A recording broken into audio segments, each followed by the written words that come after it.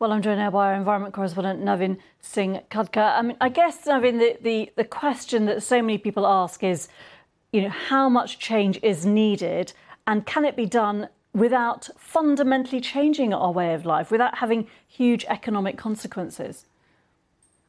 Well, that's the tough question, isn't it? So therefore, we're hearing about how do you juggle this? You address climate change, and at the same time, how do you maintain the economy? And that is where the entire question of the base of all this is the energy. And ironically, it's the same thing that is deemed to be the culprit, the fossil fuels, which is the base. And juggling that is definitely the billion-dollar question now. And when we see these extreme events, which we often do at this time of year, is your sense that they are escalating in scale and in number across the world?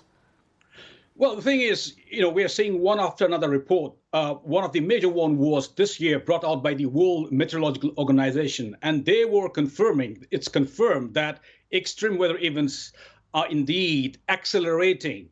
Now, can all of them be attributed to climate change? That is not clear. Some of them might be, some of them might not be, and scientists tend to avoid talking about specific event. But what they say is, by and large, what was projected and what's happening, it fits into that long-term projection, and that's why there is this increasing concern. We're just looking at the images that we've had from the US with these wildfires. Sadly, it feels inevitable that there is going to be more of this in the coming weeks and months. That's what is said. So, all these increasing accelerated impacts, whether it's wildfire, heat waves, floods, and so on and so forth.